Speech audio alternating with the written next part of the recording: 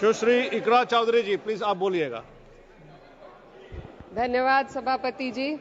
मैं सबसे पहले दाद देना चाहती हूँ इस बिल के टाइमिंग की कि अभी ईद की रौनक बुझी भी नहीं थी और हमारी जड़ों पर एक नया फरमान लाया गया। पहले उत्तर प्रदेश में मुसलमानों को नमाज पढ़ने पर रोक लगाई और फिर सौगात में ये बिल लाया गया। निसार में तेरी गलियों पे है वतन, जहाँ चली है रिवाजो गैर कि कोई ना सर उठाकर चल सके। मैं सभापति जी आपको ये बताना चाहती हूँ कि ईद के मौके पर एक विधवा महिला अपनी लड़की के साथ मेरे पास आई और उसने बताया कि वह एक वक्फ की प्रॉपर्टी में रहती है, वही उसके सर पर छत का काम भी करती है और उसकी रोजी रोटी भी वहीं से आती है। वो इस बिल को लेकर इतनी फिक्रमंद थी कि कहीं उससे वो उसकी संपत्ति ना छीन ली जाए।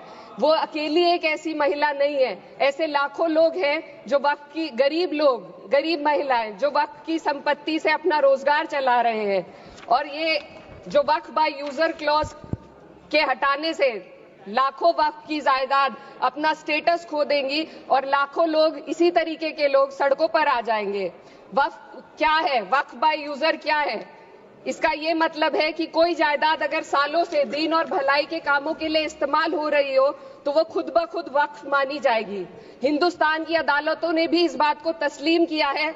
वक्फ बाय यूजर सिर्फ वक्फ बोर्ड को ही मिली कोई खास सौगात नहीं है, ये बल्कि सभी अन्य धार्मिक ट्रस्टों को परंपरा और यूज के आधार पर बिना किसी डॉक्यूमेंटेशन के धार्मिक चरित्र को डिक्लेयर करने का राइट मिला हुआ है।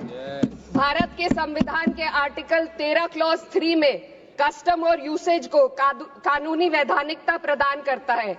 इसी आर्टिकल से वक्फ बाय यूजर भी निकला गया है।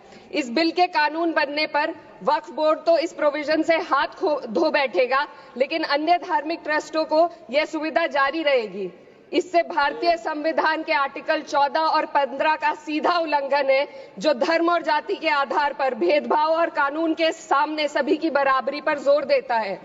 मैं इसके साथ ये भी कहना चाहती हूँ कि सत्ता के लोग जो एक दूसरे की पीठ थपथपा रहे हैं कि वक्फ बाय यूजर का जो अमेंडमेंट इन्होंने दिया उसको एक्सेप्ट कर लिया गया है, लेकिन इनकी शरारत यह है कि उसके साथ ही एक ऐसा प्रोवाइजो इसमें शामिल किया गया जिसके आधार पर यह कहा गया है कि अगर कोई भी वक्फ की संपत्ति विवादित हो तो वो अपना वक्फ स्टेटस खो देगी। तो जो अमेंडमेंट इन्होंने दिया है जिसको एक्सेप्ट कर लिया गया है उसका कोई मतलब नहीं है, ये इनकी नीयत है जो साफ जाहिर हो रही है।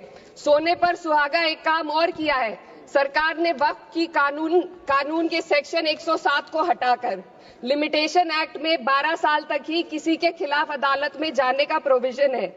सेक्शन 107 में बोर्ड को लिमिटेशन एक्ट से राहत मिली हुई थी। वक्फ बोर्ड कभी भी अवैध कब्जाधारियों के खिलाफ अदालत जा सकता था। अगर ये सेक्शन ना हो तो अवैध कब्जा करने वाले लोग कानूनी प्रक्रिया का फायदा उठाकर वक्फ की प्रॉपर्टी को हड़प सकते हैं। अन्य धार्मिक ट्रस्टों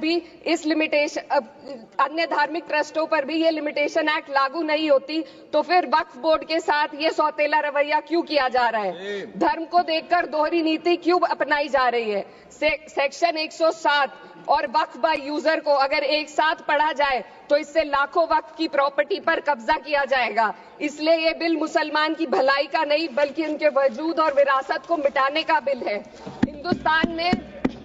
हिंदुस्तान में बहुत सारे धार्मिक ट्रस्ट हैं जिसमें उस खास मजहब के लोग शामिल होते हैं और उसका इंतजाम करते हैं, और ये बात समझ में आने वाली भी है क्योंकि जो व्यक्ति अपने मजहब के रीति रिवाज को जितना अच्छे से समझ सकता है किसी अन्य मजहब का व्यक्ति नहीं समझ सकता। आर्टिकल 26 क्लॉज 2 के तहत धार्मिक संप्रदायों को अपने मजहबी इदारों के एडमिनिस्ट्रेशन का हक देता है, लेकिन वक्फ बोर्ड के बारे में इसको उल्टा किया जा। Sir 2 minute sir please 2 minutes. सरकार इसे एक सेक्युलर बॉडी मान रही है और इसमें गैर मुस्लिमों को शामिल करने की बात कह रही है।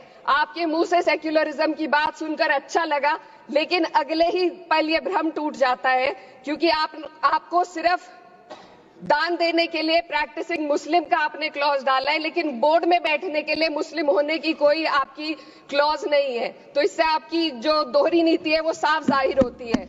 ये वही सरकार है जिसने राम जन्मभूमि ट्रस्ट में ये लिख दिया कि जिला अधिकारी भी अगर होगा तो हिंदू होना चाहिए। कोई मुझे बताए कि वहां पर सेक्युलरिज्म का रस क्यों नहीं घोला गया। सर, आखिर में मैं अपनी बात को खत्म करने से पहले महिलाओं का मुद्दा बार बार उठाया जा रहा है। सरकार का कहना है कि बोर्ड में मुस्लिम महिलाओं को रिप्रेजेंटेशन देंगे। इस कानून से पहले भी मुस्लिम महिलाएं बोर्ड में मेंबर रह चुकी हैं और मिनिमम 2 का प्रोविजन था, उससे ज्यादा भी हो सकती थी। सर, मैं ये कहना चाहती हूँ कि सरकार ने महिलाओं के लिए ऐसा कौन सा नया काम किया जिसका ढिंडोरा सरकार का हर सदस्य पीट रहा है। इस बात की तायीद अगर आपकी तरफ से कोई मुस्लिम महिला करती तो हम उसका यकीन भी करते, लेकिन अफसोस आपकी इतनी लंबी कतार में एक भी मुस्लिम महिला नजर नहीं आती है। सर,